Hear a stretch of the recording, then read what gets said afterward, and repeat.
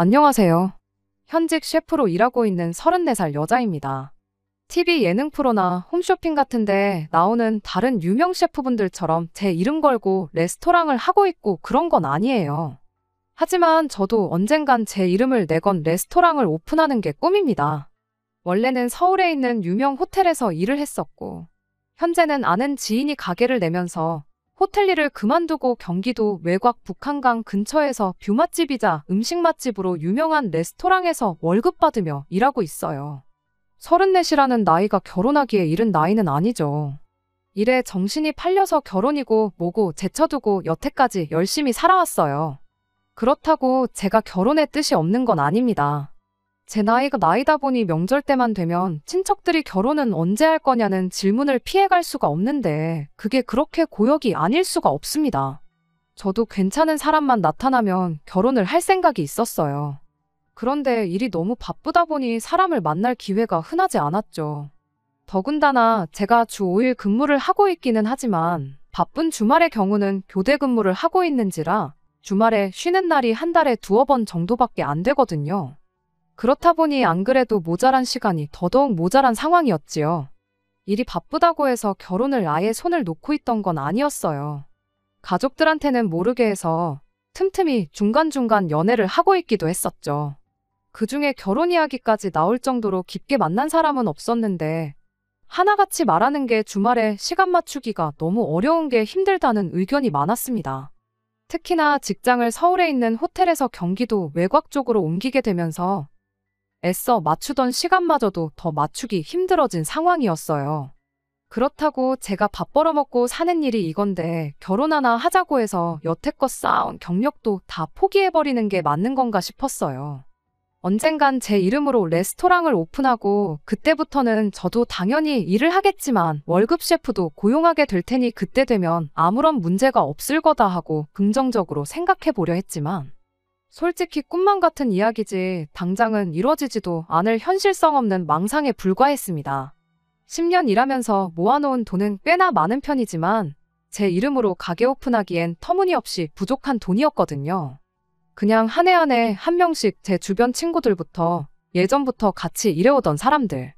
결혼하는 거 구경이나 다니면서 추기하고 그렇게 결혼은 저랑 인연이 없는 건가 하는 생각만 갖고 살았네요.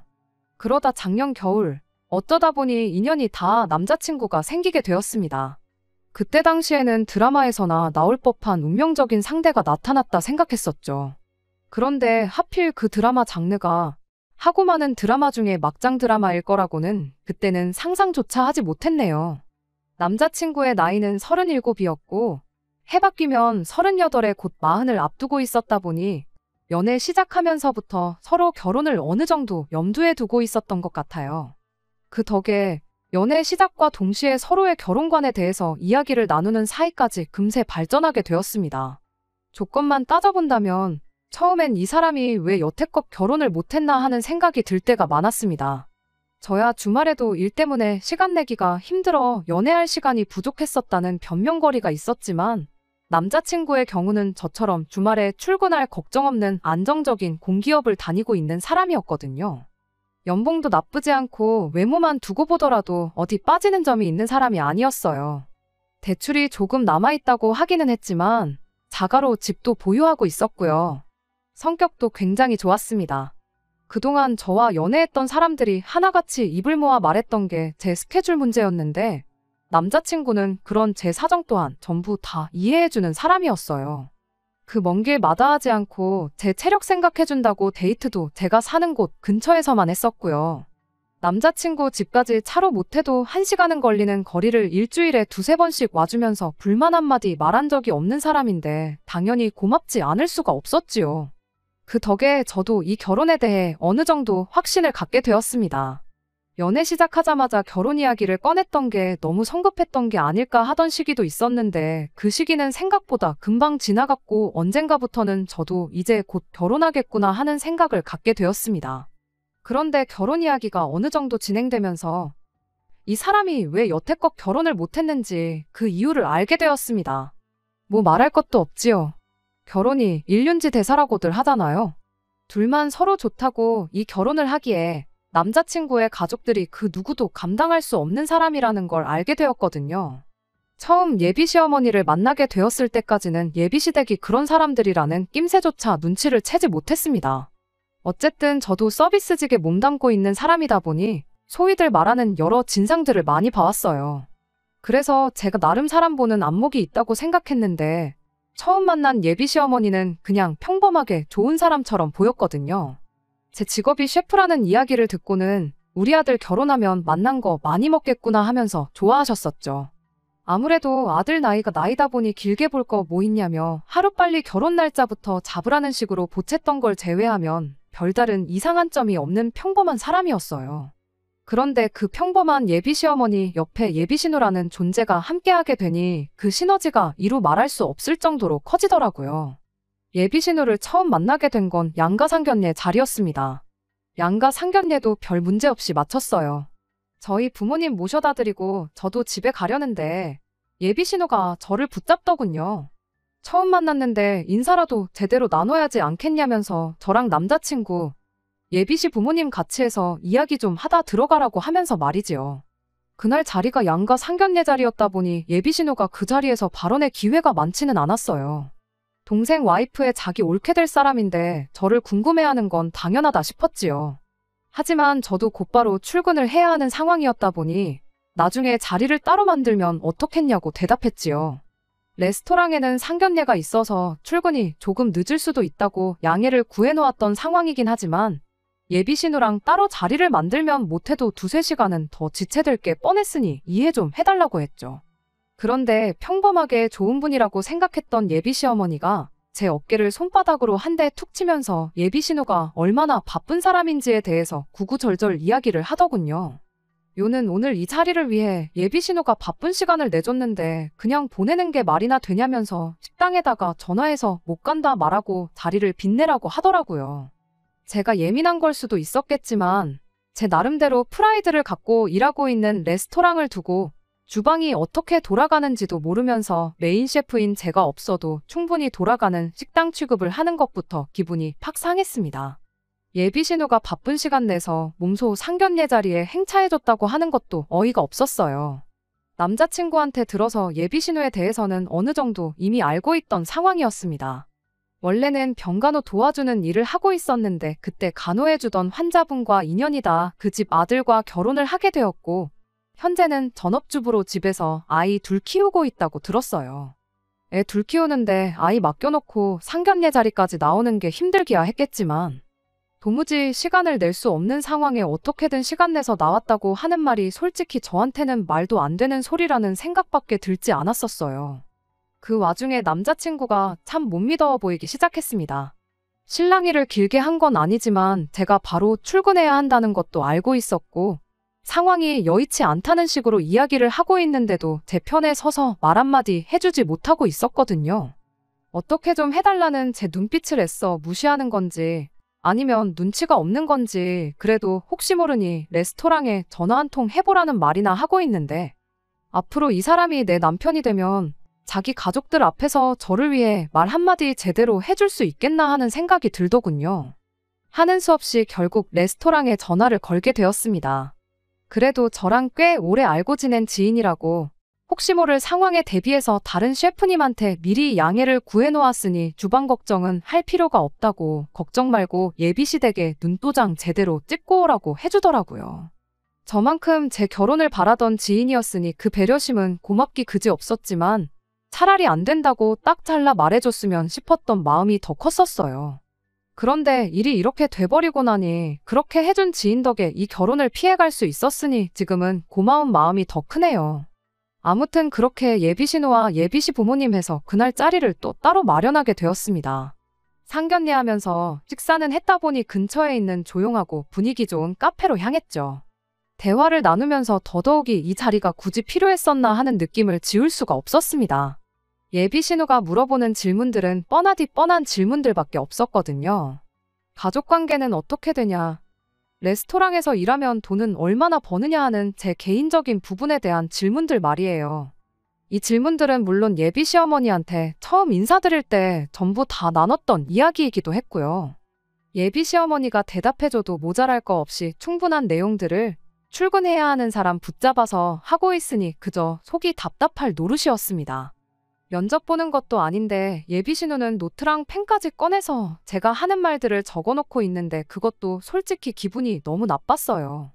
그러다 예비 신우가 꺼낸 질문에 상견례 잘 마치자마자 3시간도 안 돼서 결혼 전부터 시짜짓 하려는 집구석에 파혼 선언하고 결혼 뒤집어 엎어버리고 나오게 되었습니다. 제 호구조사가 다 끝나고 나니 대화의 주제라고 할 만한 것도 없었습니다. 그때부터는 예비 시어머니하고 예비 신우가 둘이 잡담을 주고받는 게 더 많았고요.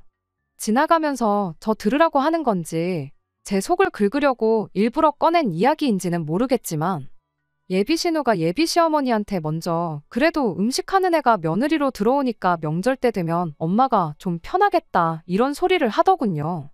이미 시작부터 며느리이자 옳게 기선제압을 하려는 게 눈에 선했고 그 상황에 입 꾹 닫고 앉아서 커피나 홀짝이고 있는 남자친구가 원망스럽기까지 했어요. 한참 둘이서 제 속 긁는 잡담을 주고받다가 예비 신우가 갑자기 저한테 자신 있는 요리가 뭐냐고 물어보더라고요. 이때부터는 정말 제가 예비시 가족하고 대화를 나누려고 온 자리인가? 아니면 호텔 주방 면접을 보러 온 자리인가 싶을 정도로 제 요리 실력에 대해 구체적인 질문을 꺼내기 시작했어요. 호텔에서 일했던 경력이 있다 보니 한식, 양식, 중식 크게 장르에 구애받지 않고 웬만한 건 다 할 줄 안다고 대답했죠. 그중에도 제일 자신 있는 건 양식이고 특히 파스타류에 자신이 있다 대답했어요. 지금 일하는 곳에서도 제 파스타가 가장 인기 메뉴이기도 했고요. 예비 신우는 저희 대답에 파스타는 조금 아닌 것 같다는 알 수 없는 대답을 하더니 그 질문에서 좀 더 구체적인 질문을 해대기 시작했습니다. 갈비찜 같은 건 할 줄 아느냐, 잡채 같은 건 할 줄 아느냐 하는 식으로 말이에요. 저는 그게 앞서 말한 명절에 예비 시어머니 편하겠다고 꺼냈던 이야기의 연장선인 줄 알았는데 그게 아니었습니다. 난데없이 예비 신우가 제 다음 주 스케줄을 물어보더니 그 주 토요일에는 되도록 시간을 비우라고 하더군요. 그 주 토요일은 제가 근무가 없는 날이긴 했지만 예감이 이상한 게 그 사실을 말해주면 안 되겠다는 생각이 퍼뜩 들어서 그날은 일이 바빠서 안 된다고 거절했습니다.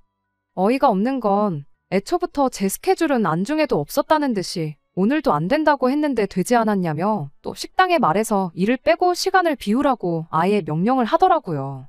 어차피 제 사정은 봐줄 생각 없어 보였고 그럼 왜 그러는지 이유라도 알자 싶어서 왜 토요일에 제 시간을 비우라 하느냐고 제가 먼저 물었습니다. 이유를 알고는 저도 얼이 빠져서 예비신우랑 남자친구를 번갈아 가면서 쳐다봤네요. 그날이 예비신우네 시아버지 생신이라고 했으니까요. 예비신우네 시댁 생일 잔치에 따라가서 생일 축하 노래나 부르고 오라고 저를 부른 건 당연히 아니었지요. 갈비찜이며 잡채며 잔치 음식 말할 때부터 알아봤어야 했어요. 저보고 그날 생신상을 차리라고 꺼낸 이야기였으니 말이죠. 제가 예비 며느리가 아니라 이미 결혼해서 진짜 저 집구석에 며느리로 들어가 있던 상황이었어도 어린 반푼어치도 없는 소리였지요.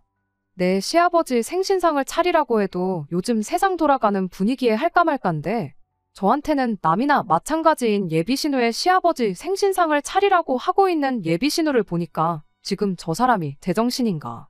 아까 상견례하면서 먹은 음식이 뭐 잘못돼서 어디 나사 하나 빠져가지고 저런 소리를 하고 있는 건가 하는 생각뿐이었습니다. 대답할 가치도 없는 질문이라서 대번에 제가 왜 그쪽 집안 생일상을 준비해야 되냐고 싫다고 거절했어요.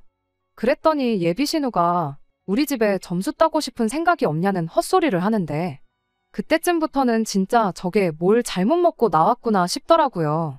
내가 그쪽 집에 점수를 왜 따야 하냐고 평생 얼굴 두세 번은 볼까 말까한 남이나 마찬가지인 사람들 아니냐고 했더니 그쪽 집구석 시어머니 생신상까지 제가 차려주면 1년에 최소 2번은 보지 않겠냐고 하길래 저도 남자친구 얼굴 봐서 여지껏 참고 있었는데 더는 참아야 할 이유가 없다는 생각이 들었고 할 말은 해야겠다는 생각뿐이었습니다. 지금 저랑 장난치는 거냐고 장난치는 거면 재미없으니까 그만하라고 했어요. 지금 그만하면 사과도 따로 안 받겠다고 했죠. 예비 시어머니는 네 형님 될 사람인데 말투가 그게 뭐냐고 대번에 제 말투부터 지적을 하길래 예비 시어머니한테도 한마디 했습니다. 지적질을 할 거면 제 말투를 지적할 게 아니고 가당치도 않은 소리를 당연한 듯 말하는 예비신우부터 지적하셔야 하는 게 맞지 않냐고요. 그리고 예비신우한테 한마디 더 쏘아붙였습니다. 그쪽 시댁에 내가 만든 음식을 대접하고 싶으면 그렇게 하게 해주겠다고요. 다만 다른 손님들하고 똑같이 저희 레스토랑에 2주 전부터 예약해서 손님으로 와서 돈 내고 먹고 가라고 했어요. 그 방법 말고는 그쪽 시댁에서 내가 만든 음식 먹을 일은 없을 테니 꿈도 꾸지 말라고 했죠. 여태껏 가만히 커피만 쪽쪽 마시고 있던 남자친구는 제가 화를 내니 그제서야 눈치를 보기 시작하는데, 그것도 제 눈치를 보는 게 아니라 여태껏 짧은 시간이나마 헛소리를 쏟아내던 지 누나랑 제 말투 지적했다가 본전도 못 찾고 부들거리고 있는 자기 엄마 눈치를 보고 있었네요.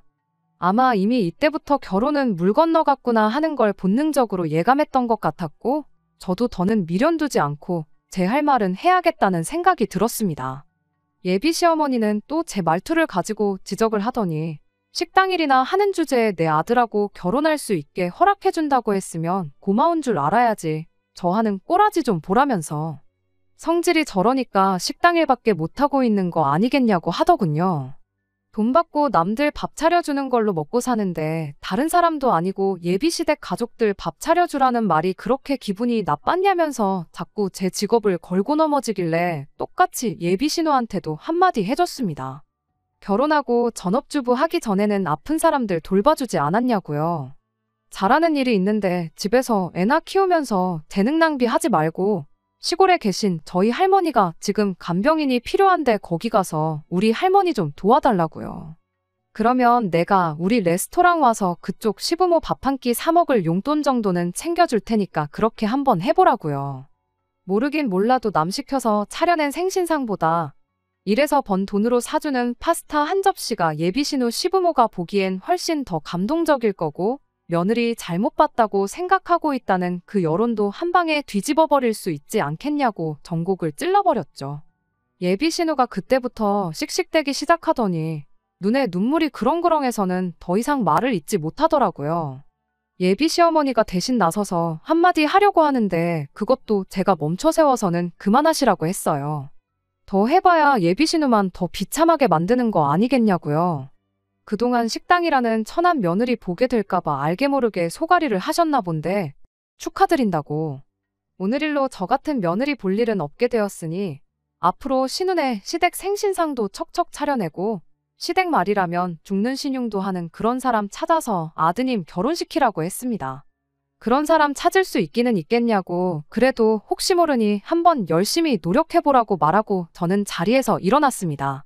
그제서야 저도 제정신이 들고 주변 환경이 눈에 들어오기 시작했는데 얼마나 소란스러웠던 건지 카페 안에 온 손님들이 저희 쪽을 쳐다보고 있었어요. 제가 밖으로 걸어 나오는데 몇몇 분들이 정말 잘했다는 표정으로 저한테 엄지를 척하고 내밀어 주시고 그랬는데 솔직히 자랑스러웠다기보단 쪽팔린 게 더 컸고 그렇다 보니 평소보다 훨씬 더 빠른 걸음으로 도망치듯 카페를 뛰쳐나오게 되었습니다. 카페에서 저만치 멀어지고 나니 저 멀리서 남자친구가 저를 쫓아 뛰어오고 있더라고요. 더 볼 일 없으니까 오지 말라고 멀찌감치서 소리를 질러댔는데도 기어이 제 옆까지 오더라고요. 자기 가족들을 대신해서 저한테 사과하는 것까지는 바라지도 않았는데 갈 길 가던 저를 불러세워서 한다는 소리가 이대로 가면 어떡하냐는 겁니다. 이대로 가면 파혼이라고. 분위기가 좀 과열된 것 같은데 잠깐 추스리고 저녁 식사라도 같이 하면서 풀어보자고 하는데 그 상황에서 예비신우랑 예비시어머니한테만 한마디 했지. 이 자식한테도 중요한 말 한마디 해준다는 걸 까먹고 그냥 나왔다는 게 생각이 나더라고요. 그래서 너도 그 나이 먹고 그랬으면 정신 똑바로 차리라고 했네요.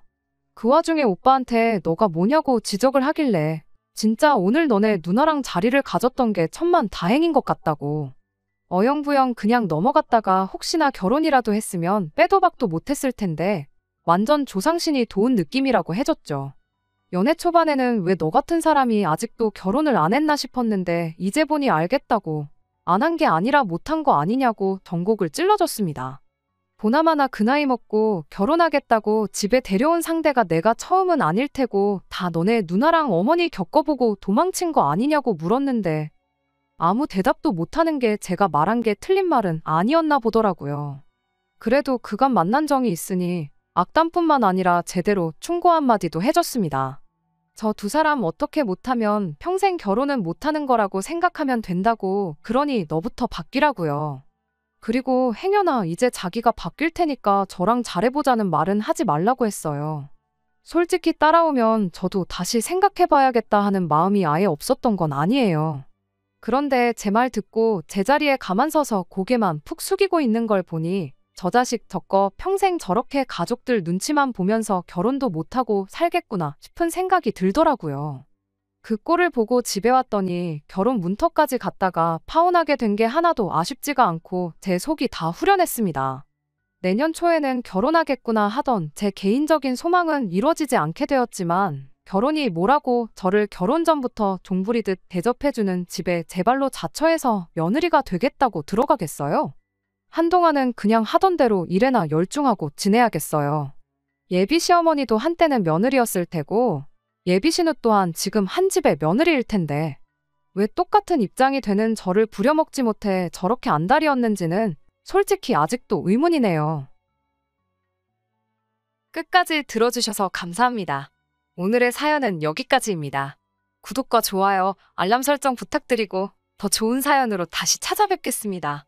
감사합니다.